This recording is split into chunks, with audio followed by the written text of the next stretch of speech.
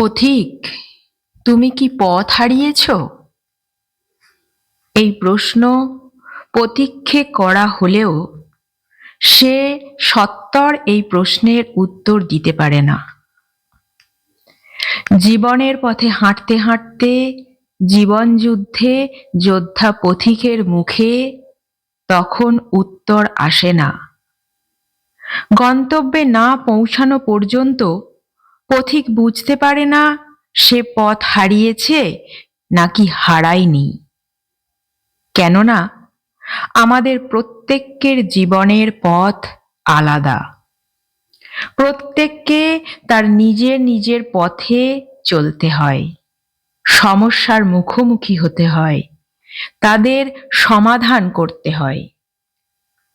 আর প্রত্যেকের জীবনের পথ এমনই যে গন্তব্যে না পৌঁছানো পর্যন্ত বোঝা যায় না পথটা ঠিক নাকি ভুল। আবার কিছু কিছু ক্ষেত্রে যখন আমরা জীবনের পথে ঘুরে ঘুরে ক্লান্ত, পথভ্রষ্ট, দিকভ্রান্ত, তখন আমাদের নিজেদের অন্তরাত্মা আমাদের নিজেদেরই প্রশ্ন করে, আমি কি পথ হারিয়েছি?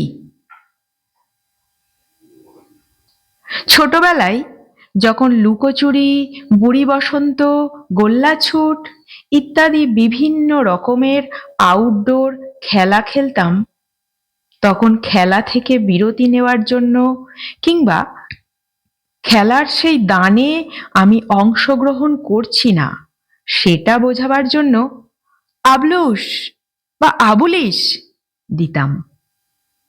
কেউ কেউ সেই দানে কোনো কারণে অংশ নিচ্ছে না কিংবা একটু বিরতি নেওয়ার জন্য আবলুস বা আবুলিস বলতাম। কখনো কখনো আবার প্রথম থেকে শুরু করার জন্য, মানে ফেরফিরতি শুরু করার জন্য আবুলিস বলতাম।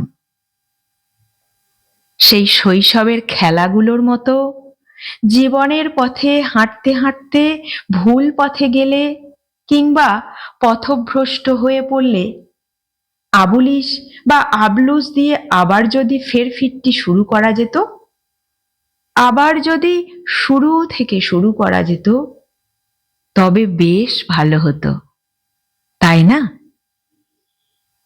কিন্তু জীবন আমাদের সেই সুযোগ দেয় না।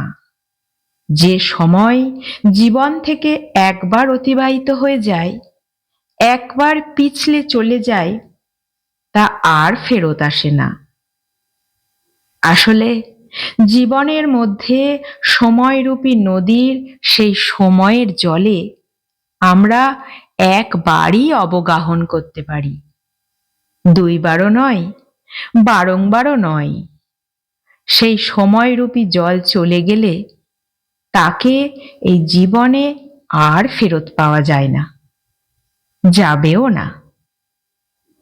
তবুও আমরা আশা নিয়েই পথ হাঁটতে থাকি, নিজেদের মনে ভাবতে থাকি, যদি কখনো কোনোদিন সেই সময়টাকে ফিরে পাওয়া যায়, কখনো যদি পাওয়া যায়, নিজের জীবনে না হোক, যদি অনুজ বা অনুজাদের জীবনে কিংবা আত্মজ বা আত্মজার জীবনে, সেই ফেলে আসা সময়কে পেতে সেই ভুলের আক্ষেপ কখন যেন জীবনের পথে চলতে চলতে জীবন ভর একটা অপেক্ষাতে পরিণত হয়।